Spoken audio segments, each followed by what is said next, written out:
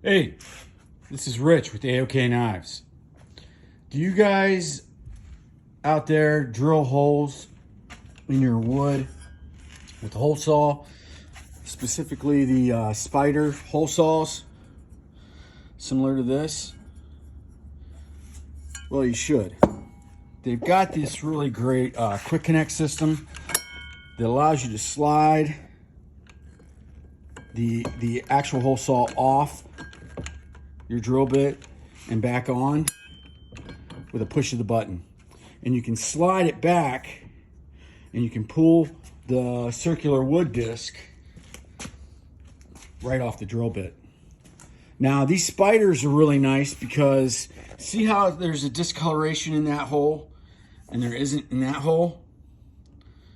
I'm going to tell you why. I just got done sharpening my second one. I've got two of these. They're kind of expensive, but they're worth every penny because you can do this kind of stuff. So now I'll take this, hang in there for a second, put it in my vise, just like this, any way you want really. Then you take a double-sided file, preferably fine on, semi-fine on both sides, right? Each one, there's 4 teeth on this, and each tooth has a little ledge in front of each one. And you can set this on 2 ledges for 2 teeth. Add force in a clockwise direction. And you're getting almost a perfect angle sharpening the teeth on your hole saw. You do this twice, just like that. And I'm doing this one-handed holding the camera. I'm a pro. But you get that in there, and you do that. You don't want to go nuts. You don't want to go crazy. And then these teeth on the top, they have a little bit of an angle. I'm going to say that angle is probably about 10 degrees. Get your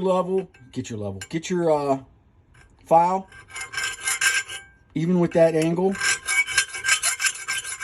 and lightly clean up the top of that tooth.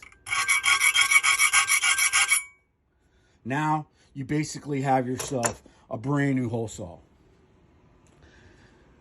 And all you had to do was put it on the vise and file it for maybe, like you saw, 5 minutes. I suggest you get, if you do hole saw stuff and you do a lot, I do a lot. These holes here are going to go into a live edge piece of wood that I will countersink recessed lighting into, similar to this. I use different types of recessed lighting. Now this light is just sitting here.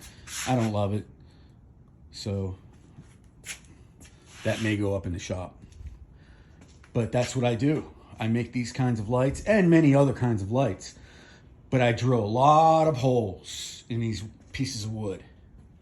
So get yourself a nice 1/2-inch drive or a 5/8 with a nice motor. I've used this for quite a few lights, and it wasn't even a very expensive one. I think I paid like 80 bucks for this drill.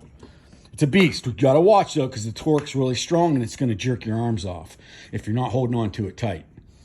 So if you have projects where you use hole saw quite a bit and you happen to go out and buy a bunch of hole saws, because the standard type, they always end up going dull, and they've got hundreds of teeth. So if you try to sharpen this sucker, you're gonna be sharpening for days. Get rid of those.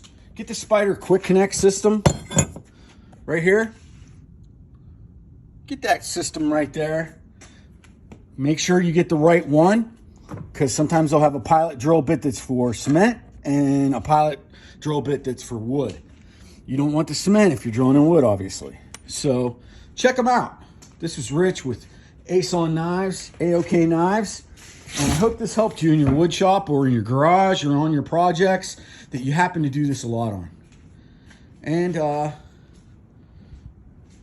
just want to give you a quick view of the shop. Look, I just hung the big old 60-inch home light chainsaw. Oh yeah. Oh yeah. All right, guys, you take it easy, and don't let your meat loaf. Deuces.